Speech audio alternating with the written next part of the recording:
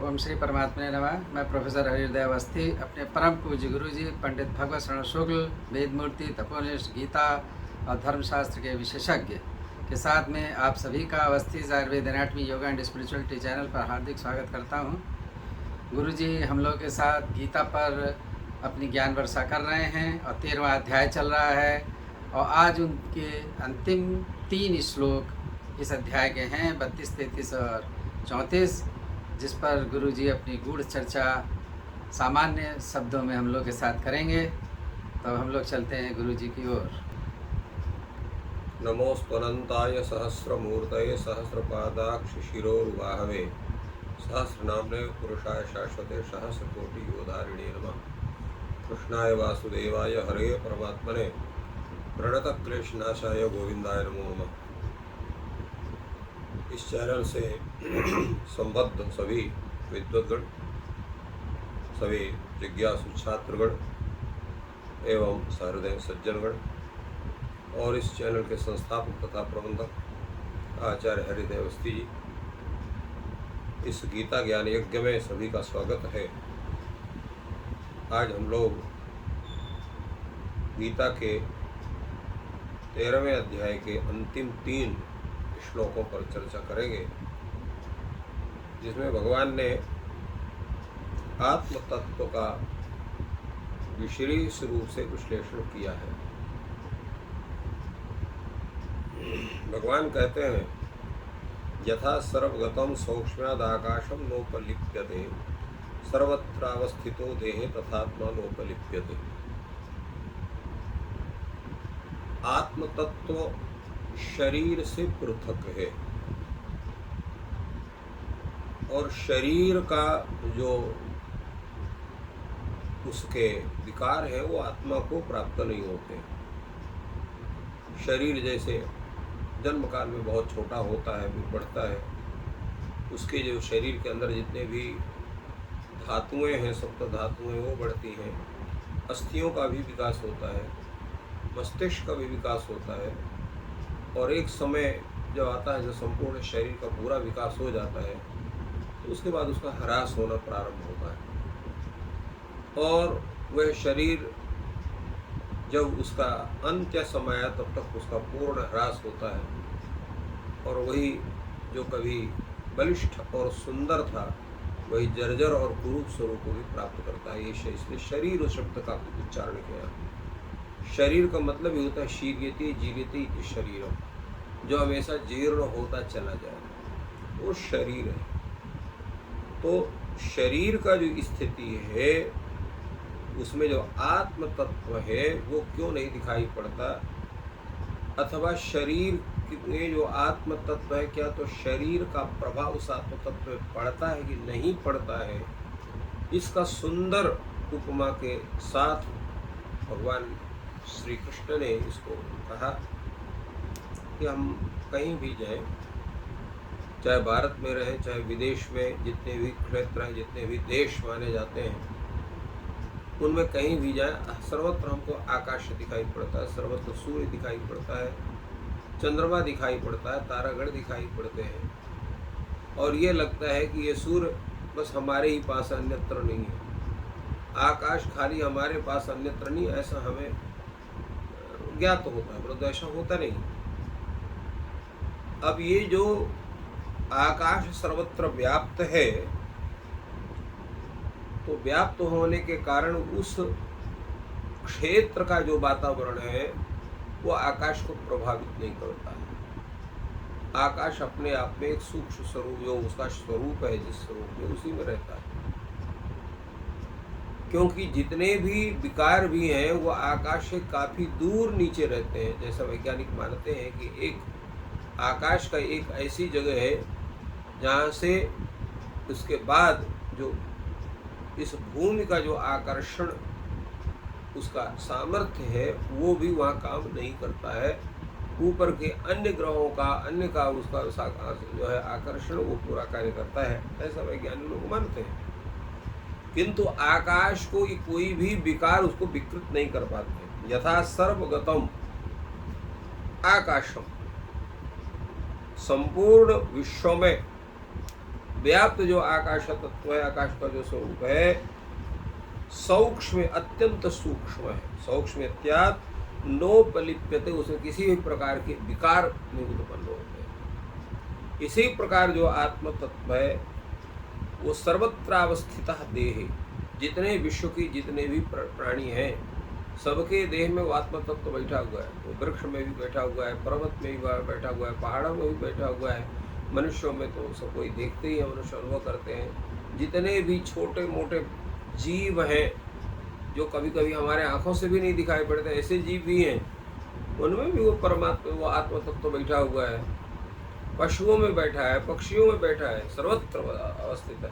तो सर्वत्र देहे अवस्थित है, तो सह आत्म को, वो जो आत्म तत्व सभी देहों में है, परंतु देह के विकार को वह आत्म तत्व प्राप्त नहीं करता है। वो उनमें अवस्थित होने पर भी, जैसे सर्वत्र अवस्थित होने पर जो आकाश तत्व है, उस आकाश तत्व वो तत्त भौगोलिक परिस्थितियों के रहने पर भी उनके विकार से वो विकृत नहीं होता, वो तादृश स्वरूप में ही रहता है। यद्यपि आज कहते हैं आजकल की जो आकाश में जो ओजोन परत है वो नष्ट हो रहा है, कुछ भी हो रहा है, तो वो जो उसके मध्य का जो आवरण है उसमें ये स्थिति बनती है।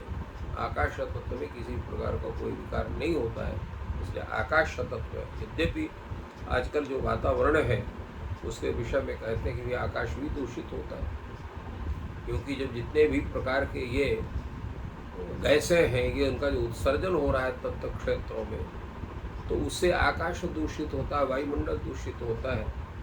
तो ये कहना उचित है कि वायुमंडल दूषित हो सकता है, तो आकाश दूषित नहीं होता। आकाश जो है, वायुमंडल भी एक सीमा तक ही रहेगा, और आकाश तत्व क्या असीमित है।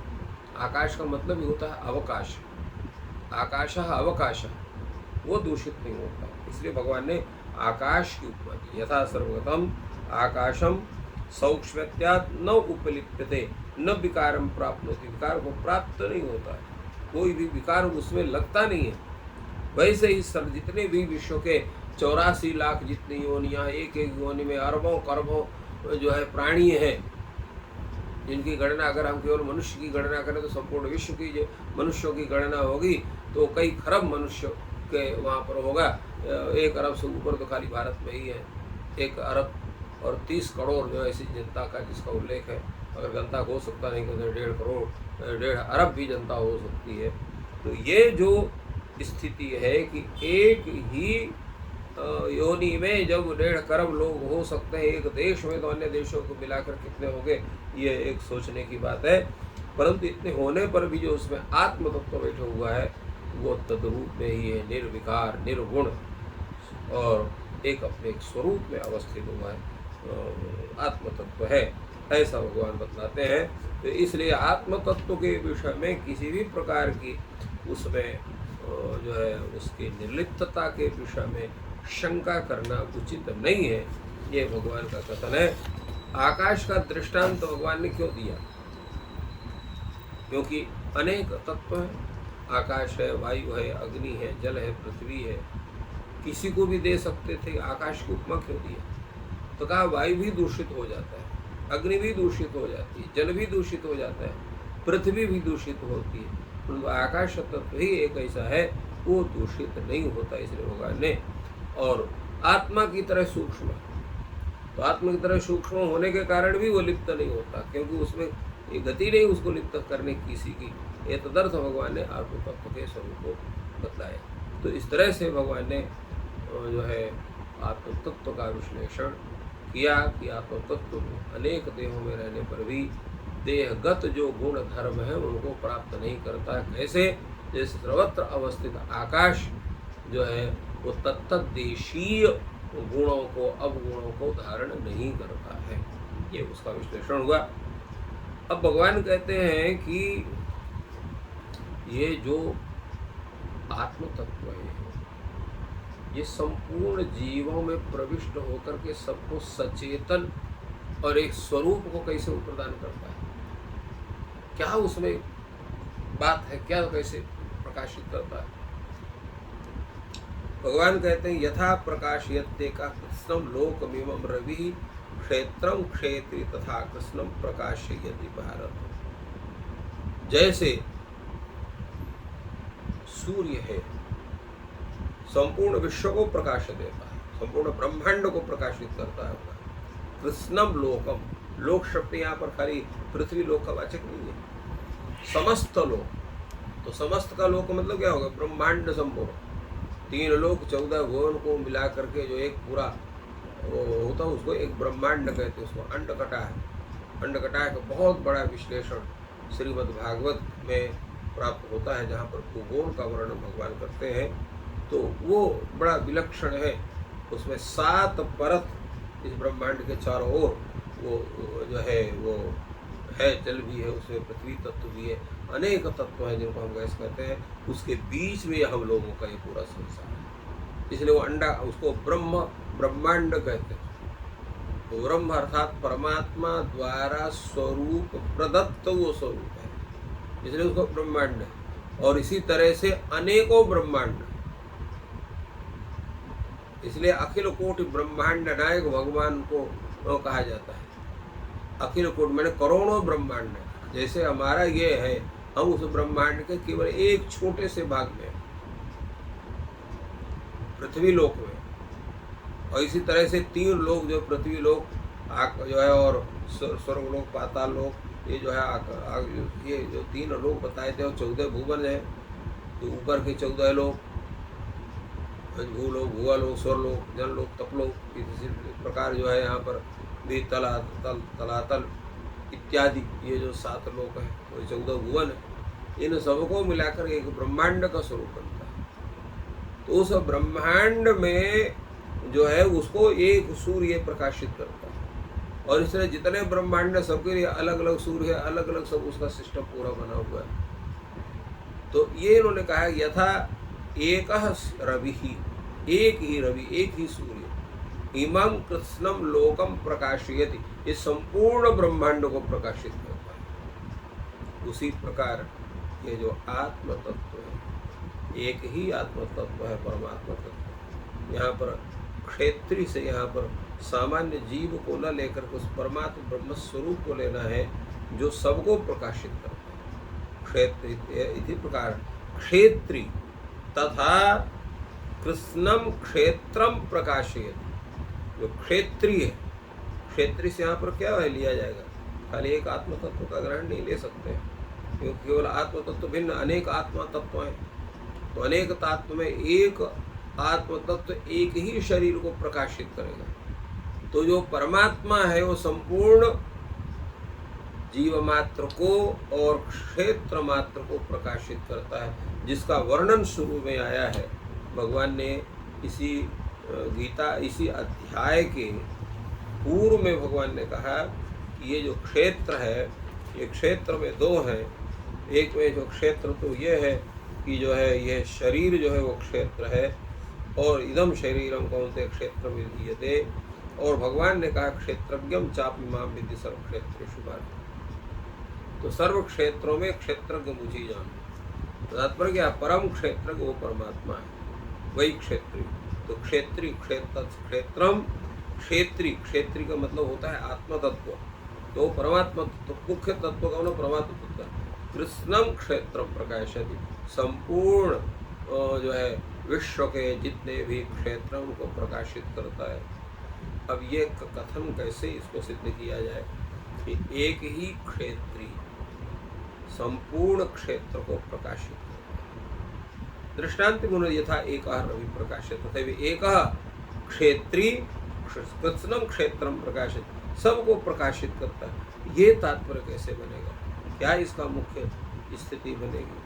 क्योंकि प्रत्येक जीव भिन्न भिन्न है, प्रत्येक देह में प्रत्येक जीव अलग अलग है। तो तत्त क्षेत्र को, शरीर को तत्त जो आत्म तत्व को प्रकाशित करता है।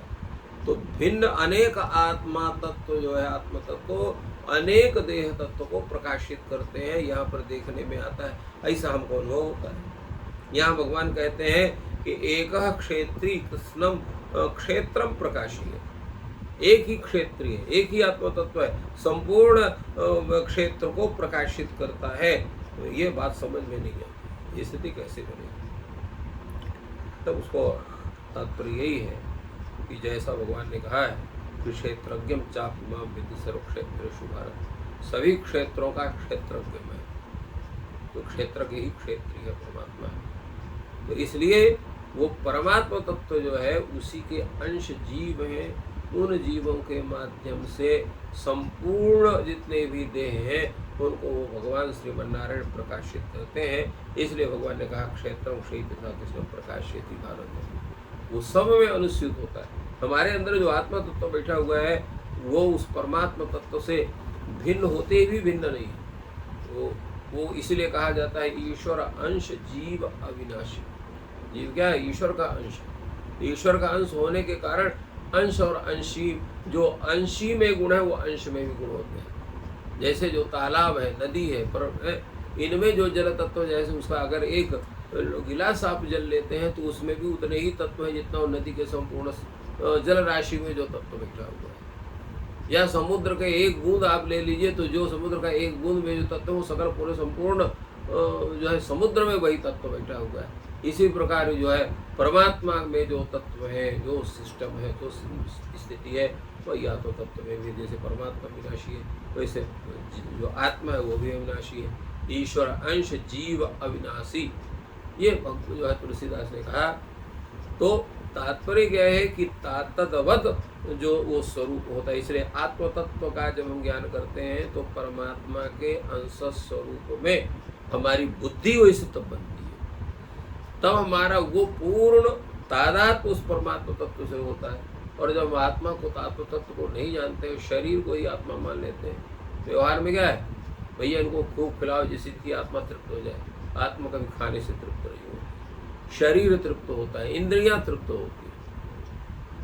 किसी व्यक्ति को आप प्रतिदिन 56 प्रकार के भोजन बनाकर खिलाइए, रोज नए नए वस्त्रों को पहनाइए, अनेक प्रकार के जितने भोग के साधन सबको दे दीजिए, परंतु वो व्यक्ति कभी भी ये नहीं कहेगा कि आज मुझे नहीं चाहिए, वो संपूर्ण भोगों की मुझे आवश्यकता नहीं। प्रतिदिन नित नूतन बुभुक्षा बढ़ती है, उस भोगों को भोगने की इच्छा बनती है।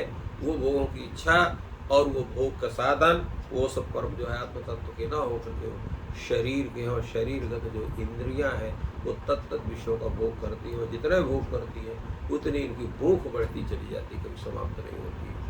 तो इसलिए हमारे यहाँ इंद्रियों को नियंत्रित करने के लिए भगवान कहते हैं कि इंद्रियों का निग्रह करिए, मन का निग्रह करिए, उस आत्म तत्व को समझिए जो शरीर तत्व से, इंद्रिय तत्व से, मन तत्व से, अहं तत्व से, बुद्धि तत्व से सबसे भिन्न है, निर्गुण है, निराकार है, निस्वरूप है, परंतु चेतन अमल सदा सुख राशि है। चेतन भी है, अमल भी है, अर्थात निर्मल है, और सदा सुख राशि, सदा सुख से युक्त होता है। वो परमात्मा का जब ज्ञान होता है तो अनंत सुख के साथ हमारा संबंध बनता है। फिर वहाँ पर ये संपूर्ण विषयों के भोगों की जो इच्छा है वो समाप्त हो जाती है। तो वो जो परमात्मा तो उसको जब हम जानेंगे तभी हम ये कह सकते हैं क्षेत्री कृष्णम क्षेत्रम प्रकाशिए। तो क्षेत्री जो परम क्षेत्र के भगवान श्रीमन्नारायण है, तो जितने क्षेत्र हैं, जितने देह हैं, उनको सब अपने प्रकाश से प्रकाशित करता है, अर्थात उनको विशुद्ध स्वरूप प्रदान करके उनको स्फूर्ति करता है। तो इस तरह से भगवान ने यहाँ पर इस श्लोक में उस आत्म तत्व के संपूर्ण उस निर्गुण स्वरूप का भी प्राकट्य बतलाया, और उस परमात्मा श्रीमन्नारायण से उसको अभिन्न प्रतिपादन करने के लिए अद्वैत के मत को पुष्ट करने के लिए बनाते हैं। और यहाँ भगवान कहते हैं क्षेत्र क्षत्रज्ञोरेव मंत्रं ज्ञान चक्षुषा भूत प्रकृति मोक्षं च ये विदुर यान्ति ते परम। उस परम परमात्मा के स्वरूप की संप्राप्ति, मोक्ष की संप्राप्ति कौन कर सकता है? क्या हम लोग भी कर सकते हैं? अवश्य कर सकते हैं। कैसे करेंगे? वो योग्यता अपने अंदर हमको बढ़ानी पड़ेगी, वो अभ्यास तादृश करना पड़ेगा, क्योंकि हमारी जो इंद्रियां हैं वो इतनी प्रबल हैं कि विषय को देखकर उससे पीछे पड़ जाती हैं।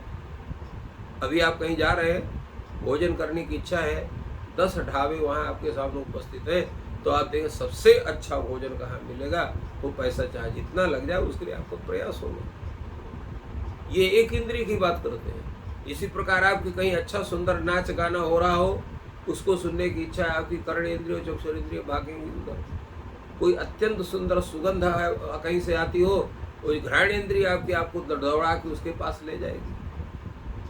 तो जितने भी ये इंद्रिय हैं अपने अपने भोग के जो उनके विषय हैं उसकी संप्राप्ति के लिए उनका जो है महत्व प्रयत्न होता है, आपके शरीर को आपके सब को ले जाकर वो खड़ा कर देगा। तो ये इंद्रियों का प्राबल्य है, उसको रोकना तब होगा जब तादृश अत्यंत सात्विक बुद्धि आपकी बनेगी, आपको उस तरह से परिवेश होगा, गुरु की कृपा होगी, उस परमात्मा का आपके प्रति अत्यंत आशीर्वाद उनका होगा, उनकी कृपा होगी, तब आपको बनेगी। इसलिए भगवान ने कहा ज्ञान चक्षुषा, सामान्य चक्षु से उस परमात्मा तत्व का आप साक्षात्कार नहीं कर सकते, ज्ञान रूपी चक्षु होना चाहिए। ज्ञान कहाँ से मिले होगा? गुरु बिन होय न ज्ञान, बिना गुरु के ज्ञान संभव नहीं है। और गुरु क्या है? गुरु का मतलब ये नहीं सामान्य व्यक्ति, कोई भी गुरु हो सकता है, जो आपको पढ़ा दे वो भी गुरु है, वो भी गुरु है, वो भी आपको देता है। एक अक्षरमपि दातारम गुरुम यो ही अवमन्येत, एक अक्षर बतलाने वाले को भी गुरु कहा जाता है। अगर उसका अपमान करते हैं तो घोर नरक की प्राप्ति होती है, ऐसा धर्मशास्त्र हमारे कहते हैं। तो यहाँ पर गुरु शब्द का अर्थ है जो आपके आत्म तत्व का साक्षात करा दे, परमात्म तत्व का साक्षात करा दे, इंद्रियों के विषय में जो आपकी भाग दौड़ है उससे आपको विरत कर दे, आपको अत्यंत सात्विक प्रदान करे, आपके जो ज्ञान रूपी जो आंखें उनको खोल दे, देखने की दृष्टि का सामर्थ्य आपके अंदर उत्पन्न कर दे, वो गुरु। वैसे गुरु जल्दी प्राप्त नहीं हो सकते हैं, हमारा भी जो बहुत बड़ा भाग्य होता है तब हमको ऐसे गुरु प्राप्त होते हैं। परंतु निरंतर हमारा अभ्यास, हमारी वो लगन, हमारी वो जो है वो उसका जो प्रयत्न वो होता रहना चाहिए, तब वो ज्ञान रूपी चक्षु है जो हमें प्राप्त होंगे। जब ज्ञान रूपी हमें चक्षु प्राप्त होंगे तो क्षेत्र कौन है, क्षेत्रज्ञ कौन है, इन दोनों में क्या भेद है, इसको हमको ज्ञान हो सकता है। तो कहीं इतने बड़े बड़े दर्शन के ग्रंथ हैं, उनके पढ़ने पर तो हमारी आँख खुल जानी चाहिए। उस पर कहा गया दर्शनों की पढ़ने से आंख नहीं खुलती, दर्शनों के पढ़ने से आंख खुलने का जो रास्ता है वो आपको बतलाया जाता है, कैसे आपकी आंख खुले। परंतु आंखें खुलने के रास्ते में चलाना तो आपको पड़ेगा। थ्योरी पढ़ने से कोई भी किसी विषय का विद्वान वो नहीं हो सकता है, प्रैक्टिकल की भी उसको जरूरत पड़ेगी। जब प्रैक्टिकल जब उसको आएगा तभी उस विषय का वो ज्ञाता हो सकता है, वो चाहे जो भी विषय हो, चाहे वो आपके सामान्य विषय जिसको हम लोग कला विषय कहते हैं या आर्ट कहते हैं, अथवा वो विज्ञान का विषय हो।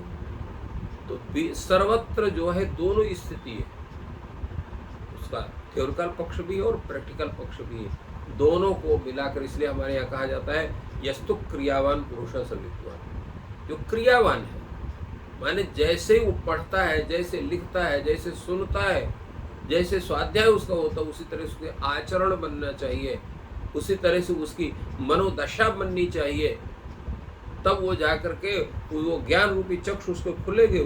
जब तक आचरण नहीं बनेंगे, हमारे यहाँ तो वेद भी कहते हैं आचारहीना न पुनन्ति वेदा। अगर आपका आचार सम्यक शुद्ध नहीं है तब तक आपको वेद भी, आपको वेद ज्ञान, आपको बहुत बड़े वेदज्ञ हैं, एक एक मंत्र नहीं, जितने मंत्र है वेद के सब आपको स्मरण है, सबका अर्थ बड़ी सुंदर ढंग से कर देते हैं, उच्चारण बड़े शुद्ध ढंग से करते हैं, कर्मकांड का भी आपको ज्ञान है। किंतु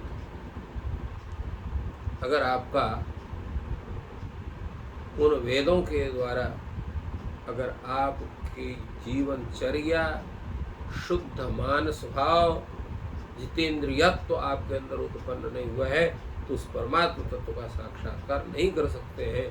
वो केवल आप विषय भोग में ही पड़े रहेंगे। आपका वैदुष्य वहाँ उसी तरह से है, दरवी पाक रसम यथ। जैसे करछुल है, अनेक व्यंजनों को खोती है किंतु किसी का स्वाद नहीं जानती है। आप अनेक ग्रंथों का, अनेक शास्त्रों का अध्ययन कर लिया, किंतु अगर आपको ज्ञान नहीं हुआ उस परमात्मा तत्व का, आत्म तत्व के विषय में आपको जानकारी नहीं हुई, उसका अनुभव आपको नहीं हुआ, प्रैक्टिकल आपने नहीं किया है, तो ज्ञान चक्षु आपके खुलेंगे नहीं, तो क्षेत्र और क्षेत्रज्ञ में आपको भेद मालूम नहीं होगा। इसलिए भगवान ने कहा ज्ञान चक्षुषा क्षेत्र क्षेत्र एवं अंतरम, ये विदु जो जानते हैं तो क्या करते हो, भूत प्रकृति मोक्षम च, वो क्या होता है उनको, तो वो जब ज्ञान उनको हो जाता है तो वो तत्व को जानते हैं और फिर तत्व को जान करके भूत प्रकृति मोक्षम च, भूत माने संसार है और प्रकृति है, तो वो प्रकृति और पुरुष का जो मोक्ष है उनको पृथक भाव हो करके उसको वो जानते हैं। इसलिए उसमें वो जो है संख्य तत्व कौमुदी में कहा गया है, और कि जब प्रकृति ये जान लेती है कि पुरुष ने हमको जान लिया है, उससे अलग हो जाती है। तो जब अलग हो जाती है तो वो पुरुषा कैवल्यम लभते, वो कैवल्य को प्राप्त करता है, मोक्ष को प्राप्त करता है। तो मोक्ष का तात्पर्य यही है कि प्रकृति के संपूर्ण कारणों की निवृत्ति हो जाए, क्योंकि हम अपने तत्व को समझ लें। अभी हम प्रकृति को ही जो है ब्रह्म समझ करके जो बैठे हुए हैं, परमात्मा समझ के बैठे, वही गलती हमारी है। तो भूत प्रकृति मोक्षम च, भूत और प्रकृति का जब वो उसका संबंध है, उसका सब जब मोक्ष हो जाता है, जब प्रकृति से विमुक्त हो जाता है पुरुष, तब वो ते यान्ति, ते ये विदु ते परम यान्ति, उस पर ब्रह्म परमात्मा को प्राप्त करते हैं, मोक्ष को प्राप्त करते हैं। इस तरह से भगवान ने इस अध्याय में संपूर्ण विश्व का स्वरूप क्या है, उस पर ब्रह्म परमात्मा का स्वरूप क्या है, उस आत्म तत्व का स्वरूप क्या है, आत्म तत्व का और ये प्रकृति के दोनों का भेद जान करके उस परमात्मा तत्व की प्राप्ति हम कैसे कर सकते हैं, इन सब का बहुत विशद विश्लेषण, अत्यंत सूक्ष्म विश्लेषण भगवान ने गीता में किया है। अगर इस एक अध्याय का भी हम सबको ज्ञान हो जाए और वो ज्ञान हमारे जो है वो प्रयोग में उतर जाए, प्रैक्टिकल हो जाए, तो निश्चित है कि हम सबको मोक्ष हो सकता है। इन शब्दों के साथ आज इस अध्याय की पूर्णता करते हुए भगवान को स्मरण करके उनको प्रणाम करते हुए आप सबको भी मेरा प्रणाम निवेदन। इस प्रकार गुरुजी ने बहुत ही सरल शब्दों में क्षेत्र क्षेत्रज्ञ नामक इस 13वें अध्याय का हम लोग साथ विमर्श किया और ज्ञान लाभ दिया। तो जीव, आत्मा, परमात्मा और इस प्रकृति के बारे में पूरे अध्याय को सरल भाषा में बताया। तो हम गुरुजी के आभारी हैं और कल शिक्षक दिवस है, उसकी आप सभी को शुभकामनाएं। ये एपिसोड कल आएगा तो आज हो जाएगा और ईश्वर आप सबकी सहायता करें। धन्यवाद।